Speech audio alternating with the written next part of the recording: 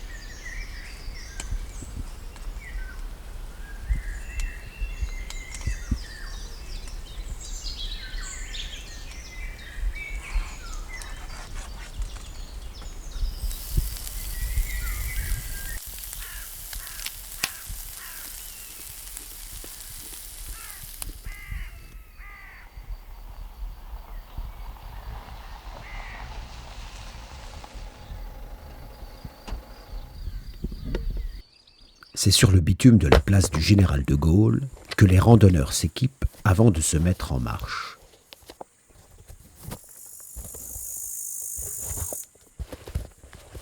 Situé à la confluence de la Saône et de la rivière du Connet, le village de Cors est le point de départ d'une agréable boucle pédestre.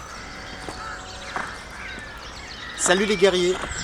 Une fois de plus, le temps d'un bivouac, on se retrouve cette fois-ci au bord de l'eau, exactement le canal de l'Est, la branche sud, entre Cors, dont on aperçoit le clocher de l'église Saint-Maurice. Cors se trouve dans le 70, la Haute-Saône, et de Mangevel, à 5 km d'ici, qui se trouve lui dans les Vosges, le 88. Donc c'est une randonnée aux portes de la Franche-Comté, et je vous invite à me suivre. Sac au dos, c'est tout de suite en images.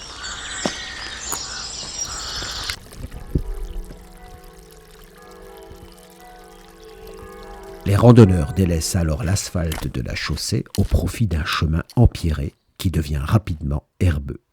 Les amoureux de nature se retournent alors pour apprécier le panorama.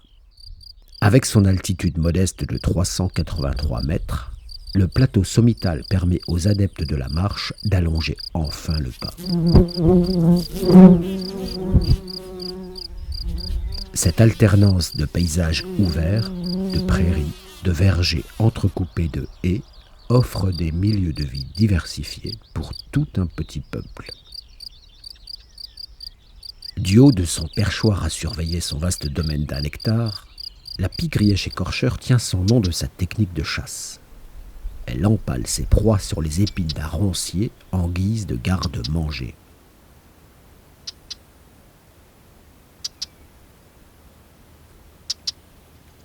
Regardez bien ce petit bec, à la fois puissant et crochu. Le mâle est facilement identifiable avec sa tête cendrée, son dos roux et le bandeau noir sur les yeux qui lui donne un air de bandit masqué. En période de nidification, le territoire de l'oiseau augmente jusqu'à 20 hectares. Les immatures peuvent alors recevoir jusqu'à 30 becquets par heure. L'heure de pointe pour les parents, qui parcourent jusqu'à 14 km quotidiennement pour nourrir leurs rejetons, jusqu'à ce que ceux-ci soient en âge de voler et quitter le nid. On arrive à de Mangevel par la rue Neuve, qu'il convient de traverser d'un bout à l'autre afin de gagner la grande rue. Les filles, comment ça va? Oh, comment ça va? Et toi là, Biquette, t'as une barbichette, une jolie barbichette là.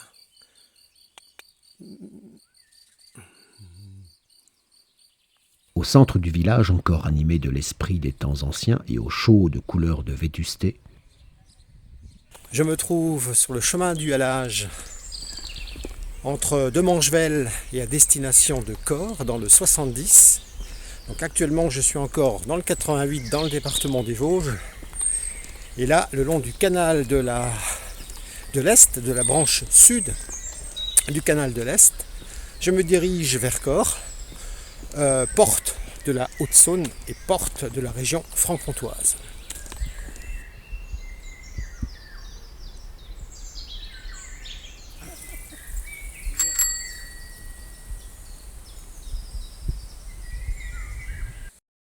Donc voilà, ça c'est très très intéressant, une ancienne borne de points kilométriques le long du canal de l'Est, juste à l'entrée de Demangevelle, sur laquelle on peut lire Fontenoy.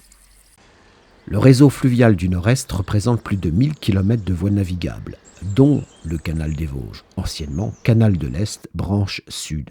Il est jalonné par 93 écluses au total, et il assure le lien entre les bassins du Nord-Est et Rhône-Saône. Édifiée en 1882, la voie de communication était à son époque la plus moderne d'Europe.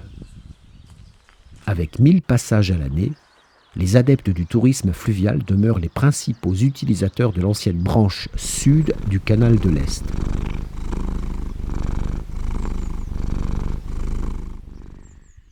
Voilà, c'est ici, au milieu des champs sur les hauteurs de Corps, que l'on se quitte. J'espère que vous avez apprécié cette virée entre Demangevelle dans le 88 et Corps justement dans le 70, aux portes de la Franche-Comté.